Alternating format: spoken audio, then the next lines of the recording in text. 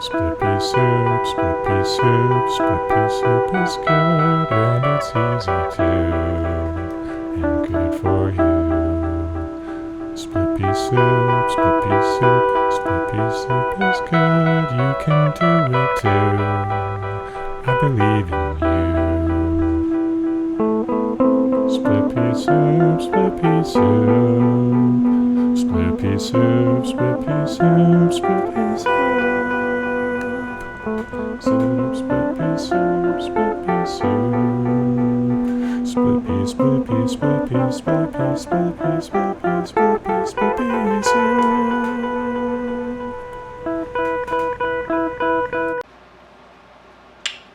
Okay guys, today we're gonna make some split pea soup.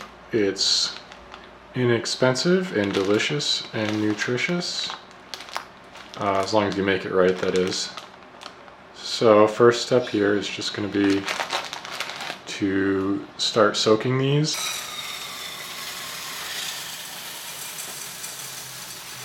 It comes like rock hard sometimes when you first get them wet.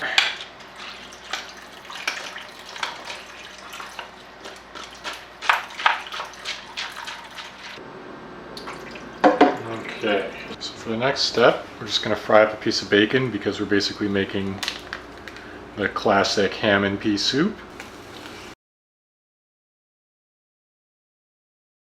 A lot of pepper if you're me. Okay, once the bacon has been cooking for a minute, it's a lot easier to cut than when it's fresh out of the fridge for some reason, so I just like to cut it in half after it's just been cooking for a minute to help it all fit inside the pan so it's all cooking evenly, so you don't have edges sticking up on the sides and not getting cooked. So I hate it when you have that one raw piece of bacon and the rest of it is cooked. So these are just about perfect.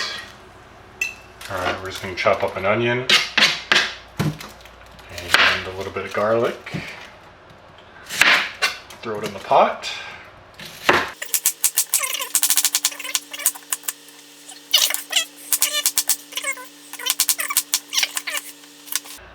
Okay, so there's our onion.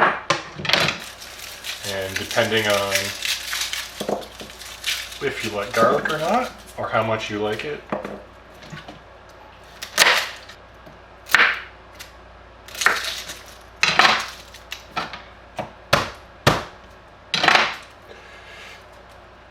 you get a lot more oils and stuff out of it if you crush it. So it's crushed pretty well. Now we're going to turn our pan back on. Add a nice big chunk of butter. You just don't want it to dry out when you're cooking all the onion and garlic. So turn this on to high just to get it started, and then I'll turn it down to simmer. If you cook the onions on a very low heat for a long time, they all get transparent and clear. And I like them like that in the soup. Try to scrape as much of this bacon residue off the bottom of the pan as you can, because you want it in your soup, not stuck to the bottom of the pan. We're just going to chop this bacon up real quick. And now we're just going to rinse them off. I'm also just going to get some water here to fill up the soup with. You can use chicken stock or any vegetable stock if you have it, but I just use water and it's still pretty good. See, this is cooked down into a nice golden brown, translucent kind of stuff, and it smells very good. So now we simply add in our split peas.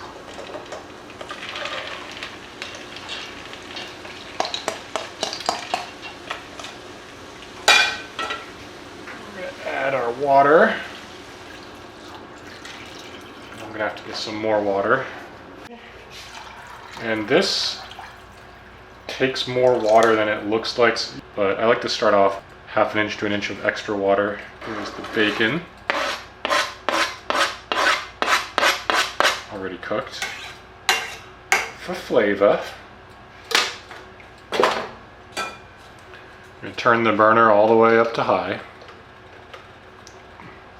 And then, you know, turn it down to a simmer once it gets up to temperature. Get these last peas out of here.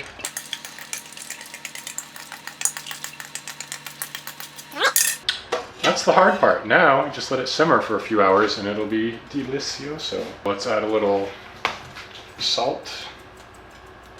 Actually takes quite a bit of salt for this much soup. You have to be careful and add it in increments. You don't want to over salt it, it'll just ruin it. Too much salt and too little salt can both ruin the soup. Some more pepper in there.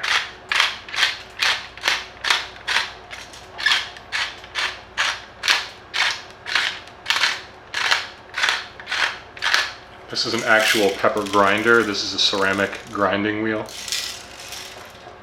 So it really churns out the pepper,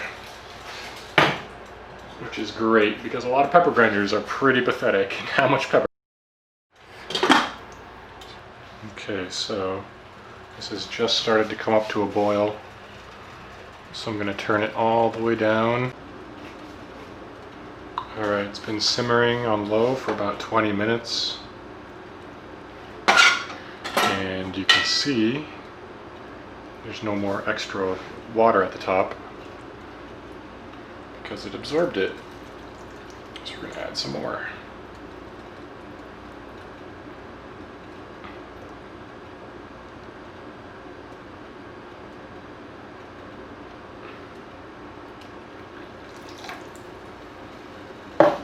I like to always have about a ½ inch of liquid on the top.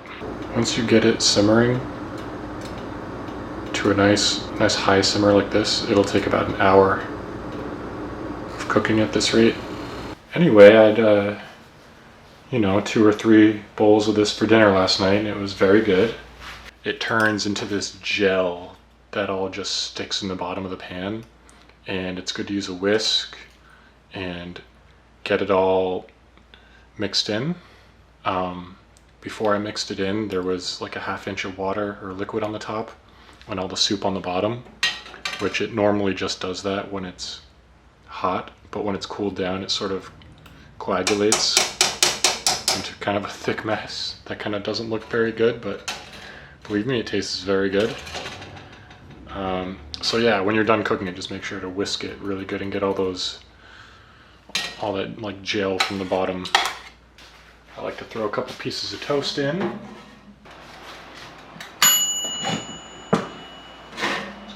Bread out of here.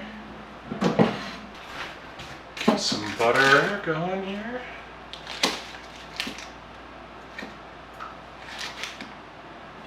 Okay.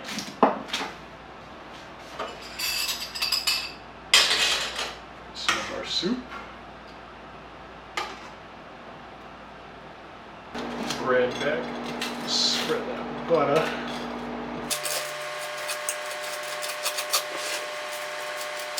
When you saw me add salt to the pot of soup, it wasn't quite enough.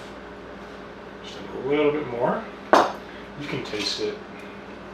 You see how liquidy it is now? See, it's totally watery and liquidy, not all solid like it was in the pot.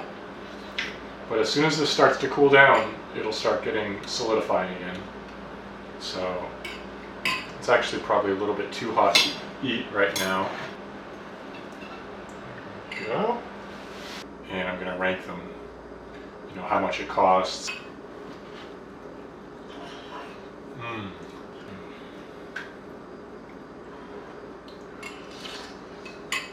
Hot.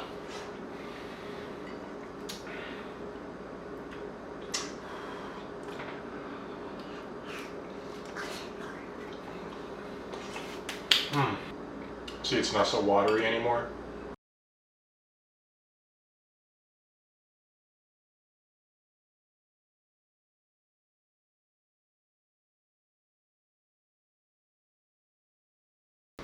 I hope you guys enjoyed.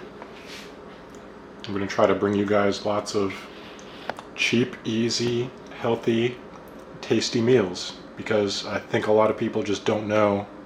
It was up almost to the rim, and I've eaten probably 4 or 5 bowls of this soup now, and there's still probably 6 or 7 bowls left.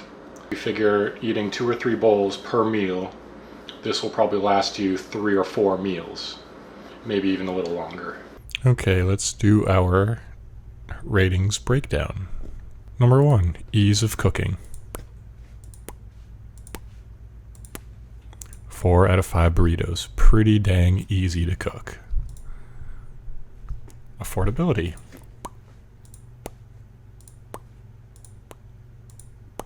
5 out of 5 burritos. Very, extremely affordable. Get a lot of food for your money. Time to make. 3 out of 5 burritos. Took about 2 hours. Healthiness. 4 out of 5 burritos. I was considering doing 5 out of 5. It's pretty dang healthy. Tastiness. 4 out of 5 burritos. Very tasty. Overall score, 4 out of 5 burritos.